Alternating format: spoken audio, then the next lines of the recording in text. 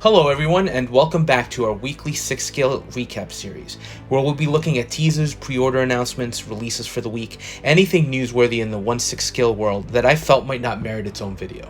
This week started off with an interesting announcement from Hot Toys, as well as a good-looking announcement from Present Toys, but did feel a little light overall. Maybe the calm before the summer showcase storm that we're inevitably going to be getting. But before starting and getting into the crux of things, have to go into my mandatory disclaimer. I'm not affiliated with any of these companies, I'm not affiliated with any resellers either, and I'm not using this as a sales post, which is why I don't post links for purchasing these figures. Purpose of these videos is just to discuss interesting news posted essentially on social media that impact 6-scale figure collecting, and in particular, things I find interesting or products that I'm tempted to get for my own collection. And I do think once pictures go public for announcement, it's pretty much up for discussion.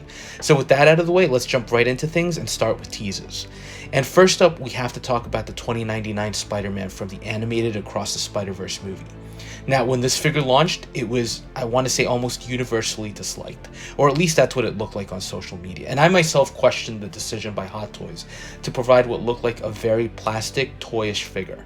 Well, it looks like they listened, or maybe the pre-order numbers weren't the best, because Hot Toys just announced that they are modifying the figure and giving it a full fabric tailored suit, which I personally think is the way to go.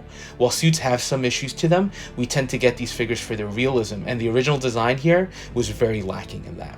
So we're not seeing much here, as I'm sure Hot Toys has some work to do before they do the full reveal, but I'm definitely looking forward to seeing what the updated figure looks like.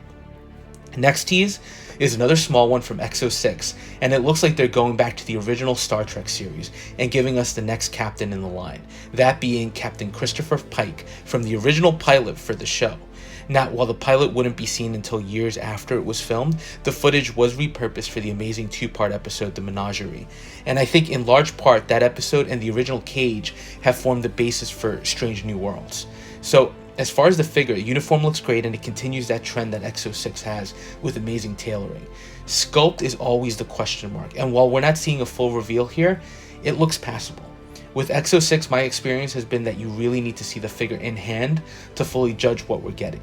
Now, while I'm excited to see X06 delve into other shows, I personally will be passing on this one, just because I'm waiting for Pike from Strange New Worlds and Discovery instead.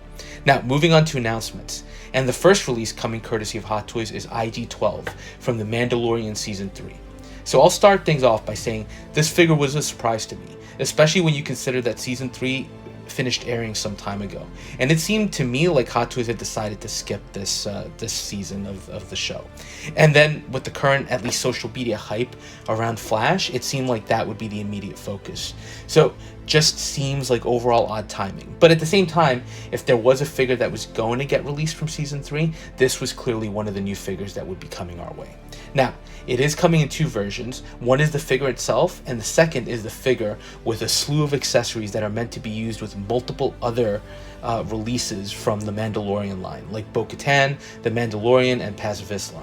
It's definitely an interesting approach to package all of these items with another figure. Hot Toys has done some things like this in the past, for example with the Spirit figures, or even their T2 line, where they included an alternate sculpt for the T1000 with another figure.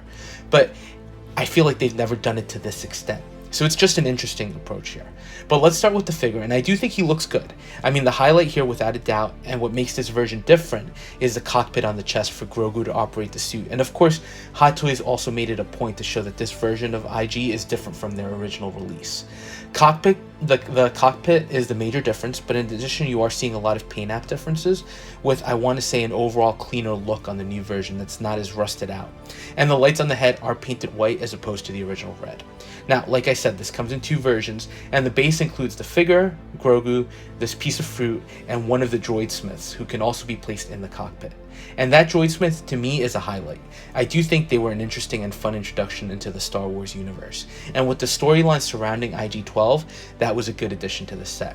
And the figure also has a sound feature where you can apparently have him say no and yes. Nice, but again, how often are you really going to use that? But the deluxe is really where things change a little bit. And like I mentioned at the start of our figure preview, Hot Toys is basically stuffing an entire accessory set with this release. So for Paz Vizsla, you're getting another version of the heavy blaster with an orange hue around the barrel to show that it's become overheated with the heavy use. Now, it's a great looking accessory and great if you want to recreate his last stand scene. For Mando himself, you're getting a riot shield, a jetpack, and a stun baton. Now, usually I would have thought we might have gotten a full Stormtrooper figure with these, but for now we're just getting the accessories, and they look good. Although, would you really want to display your Mando like this? And then the last accessory for other figures are for Bo-Katan, and you're getting the wrist shield and the updated shoulder pauldron. So nice adds as well. Not critical, but nice. Biggest thing here, and it's the biggest question, are we getting an updated Bo-Katan release? The one that just got shipped out by Hot Toys has sculpted hair, and this one that they're showing on the pictures has rooted. So is this a preview? I'm guessing it is, but if they are teasing another release, then why wouldn't she already include these accessories, right? Now, final bonus accessories you get here, you get an updated Grogu floating egg thingy with a shield cover, although not sure if Hot Toys is giving us a stand for it. You're also getting an Imperial mouse droid to go with your R5, and you are getting 2 other droid smiths, which I do think is a plus. So like I said, it's a really interesting release. There's no denying that the figure looks good, and if you like this updated vehicle for Grogu, I'm sure it's really tempting. But all these accessories, that's the set that just seems to beg the question why. Now, it's nice to not have to buy totally new figures to get all of these, but you do have to buy IG-12. Is this an attempt by Hot Toys to motivate collectors to pick this figure up? For me, the ones that caught my attention were the accessories for Bo-Katan, especially since they are showing a rooted hair version. So again, you would think they're essentially teasing another release, but at the same time, by giving these accessories, are they saying that even if they do release another version of Bo, it won't include these? And if that's the case, that would mean that in order to get a complete Bo, you would have to pick up IG-12. From a business point of view, could be a new Hot Toys approach. Having said that, all this is just conjecture. The new Bo being teased could be just that, something that never sees the light of day. As it stands, I'm surprised we even got this figure, considering how late it was after the end of the 3rd season of Mando. Will there be more? I think we'll just have to wait and see. For me, it'll be a pass, but I look forward to seeing all my fellow collectors get this one in hand. Now, next release is from Present Toys, and before jumping into that one, I do have to say, Present Toys has been releasing items up for pre-order nonstop. I don't currently own a Present Toys figure, but I do have a number of them on pre-order, including their Ghostbusters figures, The Good, the Bad, and the Ugly, and a few others. So I'm very much looking forward to seeing what they can do. I think they're offering some figures that no one else seems to be interested in making, or at least haven't touched in a while. And while not perfect, they do seem like viable alternates to consider. Now, this figure is their police robot, or their T-1000 from Terminator 2. I have the Hot Toys version, which is an incredible sculpt, and includes a lot of the same accessories to create the second figure. But off the bat, this set is pretty impressive. First of all, you are getting a total of 3 heads if you pre-order, including the donut head. And on top of that, another pre-order bonus, you are getting a second full body. And it looks like a second uniform, so you can essentially create the motorcycle version of the T-1000. So right there, that's a pretty nice package overall. Now, the head sculpt. It's a good sculpt with a lot of detail work, but I don't think it's 100% Robert Patrick. But it's really close. So I do think this looks like a great option, potentially for anyone interested in a T-1000.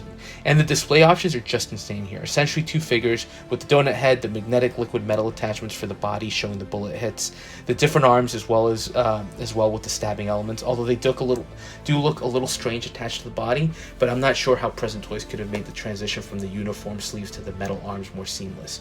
So I think it's a solid effort.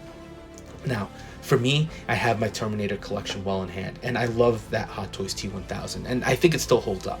So I'm in no rush to get another figure, but this one is very tempting. I think Present Toys got a lot right, and the tailoring of the uniform, the different looks, it's a pretty good offering. Although I am noticing that Present Toys in general tends to be on the pricier side of third-party figures. Without having any in hand at this point, I'm not sure if they're really worth it. If you have any of these in hand, let me know what you think about their releases and if you think they're worth it. Like I said, I do have a number on pre-order, and they really are cranking out tons of pre-orders, and they seem to be focusing on older properties. So I'm curious to see what else still offer from Terminator. Wouldn't be surprised to see a Sarah Connor, but then the question really becomes, what about other lines? They're dabbling in aliens. Could we see some Colonial Marines?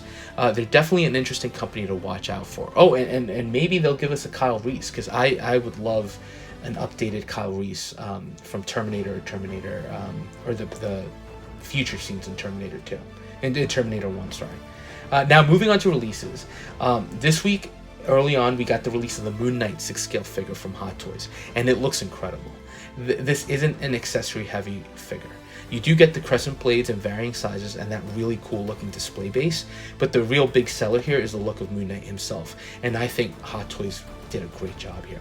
There's a ton of detail on the wraps and the undersuit with the glyphs on it, and the sculpt with the light up eyes looks incredible. I think it turned out as well as the prototype, or maybe even better, and it seems like people in the US are already getting their shipping notices, so hopefully I'll be getting mine soon.